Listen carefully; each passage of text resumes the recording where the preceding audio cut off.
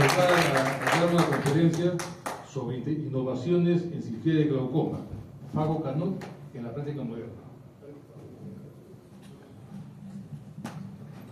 ¿Qué tal?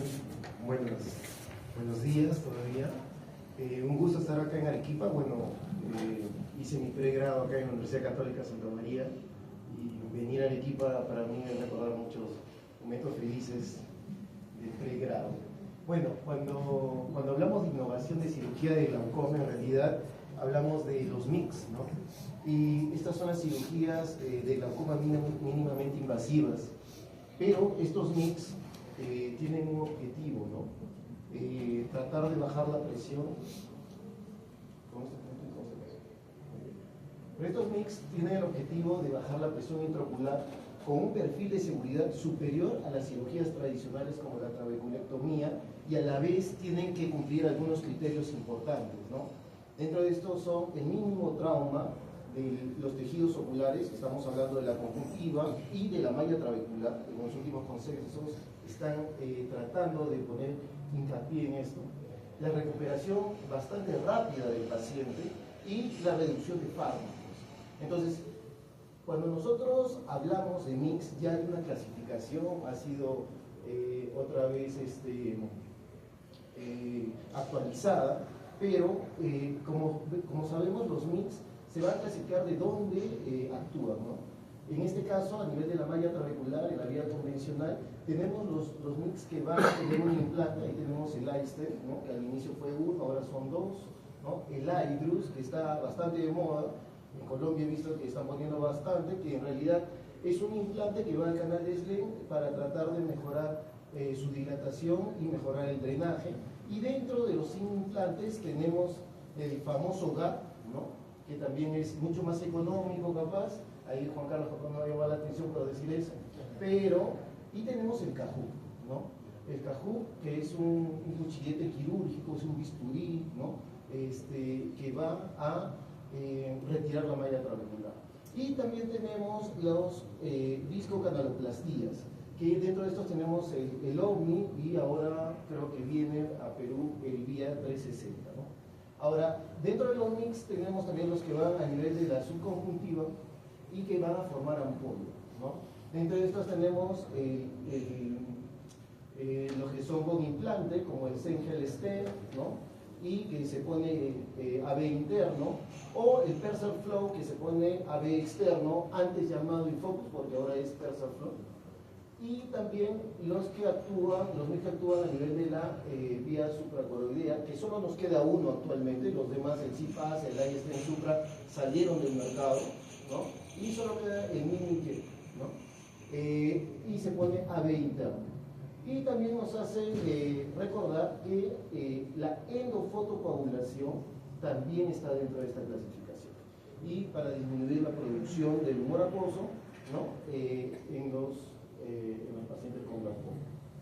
Bueno, esto es un poco de lo que les he hablado, la clasificación. Acá lo que me importaba un poco remarcar es que en este protocolo, ¿no? de tratamiento intervencionista de glaucoma, ya colocan a los MICs en todas las etapas de tratamiento, en todas las etapas o grados de glaucoma, tanto en hipertensión, en glaucoma leve, moderado y severo. Este protocolo de consenso intervencionista es importante. Ha sido publicado el año pasado. ¿Y por qué es importante este nuevo protocolo? Porque cambia el paradigma un poco del tratamiento del glaucoma. Nosotros tenemos que pasar de un modelo reactivo a un modelo intervencionista en estadios tempranos. ¿Qué quiere decir eso? Nosotros normalmente estamos esperando que haya una pérdida visual para poder nosotros aumentar tratamiento, que son gotas, o pasar a un tratamiento quirúrgico. Eso ya no debe pasar. Debe pasar que nosotros debemos ser más intervencionistas en estadios más tempranos. Y, como dijimos, la preservación del tejido le están dando una importancia bastante importante en este tipo de consensos. La calidad de vida del paciente. Tenemos pacientes que pueden estar en un glaucoma leve o moderado con 5 gotas. Entonces, eso no es calidad de vida. Entonces, ese modelo tenemos que cambiar. Y también nos dice que en hipertensión ocular y en el glaucoma leve La primera línea, bueno, esto es, como se dice, en un mundo ideal, sería el SLT, ¿no? Como primera línea. Y en los implantes de liberación prolongada de estas prostaglandinas en cámara anterior también serían de primera línea. Y algunos MICs hablan de los que no sacan la malla trabecular, como el Einstein, el IDUS, ¿no? En glaucomas moderados ya podemos ir a otros tipos de MICs un poco más potentes, estos como que van a la vía supracoroidea, ¿no? O los que forman ampolla en los glaucomas severos, o ya pasar a una trabeculoctomía y lleva dispositivos de drenaje. Entonces, cuando nosotros hablamos de MICs, en realidad tenemos que definir el éxito de ellos, ¿no? Cuando un MICs es combinado con FACO, nosotros decimos que este MICs ha tenido un éxito cuando la reducción es mínimo el 20%, ¿no? O una disminución mayor o igual de una gota sin aumento de la presión. Y cuando solamente hacemos el MICs sin FACO, entonces nosotros hablamos de éxito cuando hay una reducción mínima del 20% de la presión basal sin necesidad de aumentar gotas. Entonces, nosotros como cirujanos en realidad siempre estamos en este dilema en pacientes con glaucoma, que tenemos que buscar una técnica que tenga mayor seguridad, ¿no? Y eficacia a la vez. Buscamos ese balance. Y en realidad, esto lo saqué de una exposición de ICAME, y en realidad él tenía más o menos este algoritmo para los MICs. En el glaucoma leve, él usaba un MICs que vaya hacia el canal de Schlemm, ¿no? Y la salida, para aumentar la salida fisiológica, y tenía mucho más seguridad sin complicaciones de esta técnica, ¿no? En un glaucoma moderado, él priorizaba, bueno, en su realidad de él, ¿no? Los MICs que van al espacio supracoroideo, ¿no? Nosotros no tenemos esos dispositivos acá a la mano, ¿no? Tratando de mejorar el drenaje uveoscleral. Y en glaucomas severos ya iba por un drenaje subconjuntival, y ya estamos hablando de MICs con ampolla, ¿no? Ahí en la realidad de él puede tener TensorFlow, por ejemplo, ¿no? Cosa que esperemos llegue a Perú pronto para poder tener ese tipo de MICs. Entonces, ya hay evidencia de los MICs, en realidad. En glaucomas de ángulo abierto combinados con catarata bajan el 20%. En glaucomas de ángulo cerrado, que sí se pueden hacer, ahorita vamos a explicarlo, combinados con catarata pueden bajar hasta el 50% de la presión. Hay reducción de fármacos, la superficie ocular mejora, ¿no? Son seguros, ¿no? Tienen menos complicaciones. El campo visual se ha visto que en los pacientes que tienen éxito hay un porcentaje de progresión bajo, y con esto retrasamos una cirugía capaz, cirugía filtrante, o tener una cirugía secundaria, ¿no? Bueno, entonces ahora vamos a lo que vine a hablarle del CAHUC, ¿no? El CAHUC Dual Blade. En realidad, el CAHUC es, como dije, es un bisturí oftámico de alta precisión, ¿no? Tiene una punta de acero quirúrgico y que está angulada en 90 grados.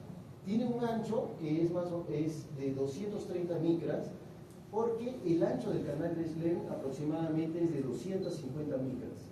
Entonces, es como para que justo calce en el canal de Schlemm. Y tiene una estructura importante que tiene esta rampa, ¿no? Que sirve para levantar la malla trabecular, y estas dos cuchillas lisas son las que van a cortar la malla trabecular. Hubo una primera generación de CAHUC en la cual toda la plataforma era cuadrada. Luego la mejoraron, una variante Glade, ¿no? Donde hicieron que la base de esta plataforma llegue a 95 micras para que calce mejor en el canal de Schlemm. Entonces, bueno, este es el video introductorio. Bueno, ahí tiene bueno, como dijimos, la punta es de acero inoxidable. Bueno, hay una angulación de 90 grados, ¿no?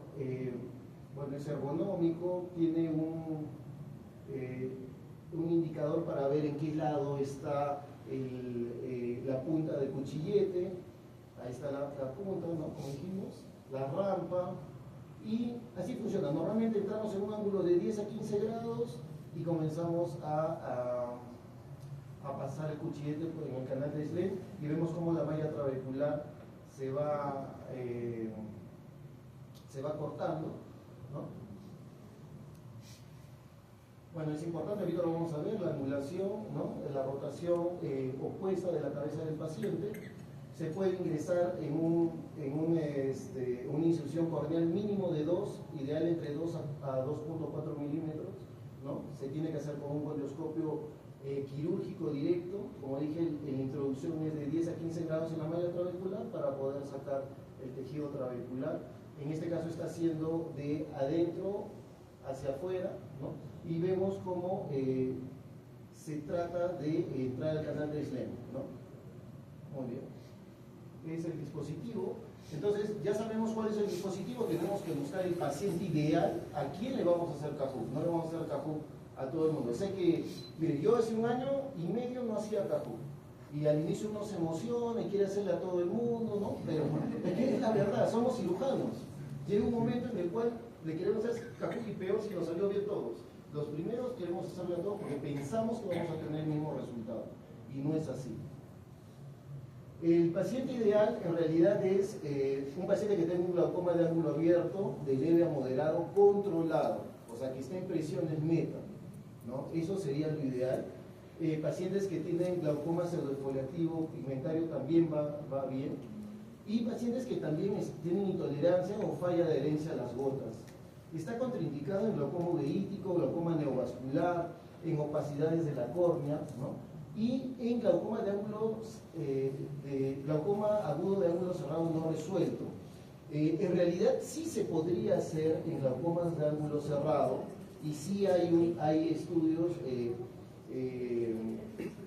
multicéntricos que se ha hecho, y se hacen los 3 procedimientos, ¿no? Combinado con cirugía de catarata, gonio sin equiolisis, y a la vez la goniotomía con cajú, ¿no? Y en estos pacientes sí se ha visto que se llega a hacer una reducción de 47% de la presión, y nos reporta que hasta el 90% puede quedar libre de medicación en 1 año. Pero en la práctica yo al menos recomiendo que si vamos a empezar, porque la visualización es importante, muchas veces es mejor empezar siempre con glaucoma de ángulo abierto. ¿Por qué? Porque la visualización, como el iris está constantemente chocando la malla trabecular, ¿no? Y nos puede dar una falsa, no una buena visualización del ángulo, o puede formarse sinequias, y al momento de hacer la sinequiolisis podemos tener sangrados. Entonces sería una mala experiencia cuando estamos nosotros iniciando el cajú. Entonces, también ya se ha estudiado cuáles son los predictores de mal pronóstico del cajú. Por ejemplo, si yo hago un cajú, y lo ideal sería de que nosotros realizamos el cajú y lo tengamos al paciente, y después de 1 hora o 2 horas le podamos tomar la presión con el ICAR, por ejemplo. Si nosotros vemos que hace un pico hipertensivo significativo, que estamos hablando más de 20 milímetros de mercurio o por encima de 25, entonces este pico hipertensivo que se da entre las 24 y 48 horas es un factor predictivo de mal pronóstico a los 12 meses. Eso no quiere decir que vaya a fallar, pero es un factor predictivo de mal pronóstico. Ahora, ¿esto qué sugiere? Sugiere que hay una disfunción o resistencia aumentada en las vías distales, ¿no? O sea, de los vasos colectores hacia adelante. Ahora, los antecedentes del láser, como el SLT y el ALT, también son un factor predictivo de mal pronóstico, posiblemente por los cambios inflamatorios estructurales persistentes en la malla trabecular después del láser. Pero también quiero que sepan que esto no es una contraindicación, o sea, es un factor de predicción de mal pronóstico, pero no es una contraindicación. Y bueno, lo ideal sería que el cajú se realice en ojos vírgenes de láser. Cuando hablamos de Kahoot, en realidad, y creo que es lógico que me pregunten, doctor, ¿qué sería mejor? ¿Hacer un Kahoot combinado con Faco o Kahoot solo, ¿no? En el caso de que nosotros realicemos solamente una Faco sola, la reducción de la presión va a ser solamente del 9.6%. En el caso que sea combinada, podemos alcanzar hasta el 22.7% de reducción de la presión, y en el caso de los medicamentos, la Faco sola solamente va a bajar la presión 0.36 fármacos, y en cambio la combinada hasta 1.35 en fármacos. Los resultados a largo plazo. Ya hay estudios que han estudiado el Kahoot por 6 años, ¿no?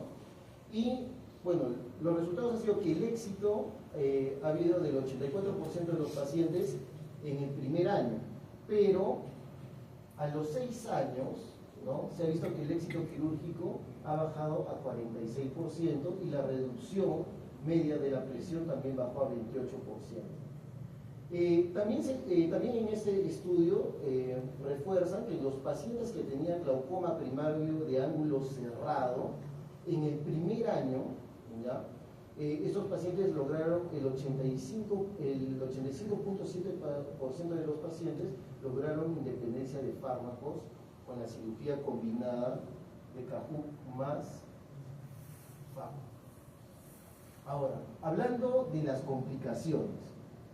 Dentro de las complicaciones más frecuentes tenemos el IFEMA, que normalmente se resuelve entre 7 a 10 días. Este va de 2 a 10 al 15%. A los pacientes se les indica que reposen, ¿no?, con una inclinación de reposo de 45 grados, con 2 almohadas, ¿no?, los primeros días. Normalmente se reabsorbe solo. Es importante saber que el IFEMA, a pesar de que es una complicación que nos puede dar en el postoperatorio, pero nos dice que los canales colectores, la vía trabecular, los vasos colectores hacia adelante están permeables. Eso es un buen signo en realidad. El pico hipertensivo, como dijimos, se puede dar hasta en el 6.3% de los casos, y en este caso hay que dar tratamiento con gotas. Normalmente esto puede prolongarse hasta por un mes, y luego la presión debería bajar. La opacidad de cápsula en un 10%, que a veces hay que esperar 2 a 3 meses porque el mismo sangrado puede impregnar la cápsula posterior y producir eso. Y las sinequias anteriores periféricas, que bueno, en el momento de la cirugía normalmente pongo Carbacol para tratar de evitar estas. Esto ya lo hablamos, ¿no? El pico hipertensivo, que se da en las 24 a 48 horas, a veces se extiende hasta un mes, pero luego baja la presión. Y como dijimos, el IFEMA transitorio es un signo de patencia técnica, ¿no?, y comunicación afectiva con el canal, y que normalmente se resuelve en 7 a 10 días.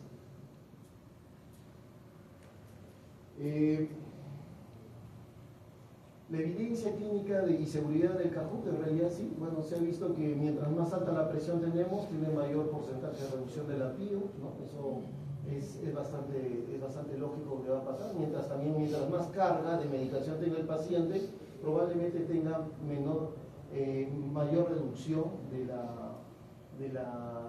los medicamentos después de la cirugía. ¿Me puedes ayudar para poner la otra presentación antes de...?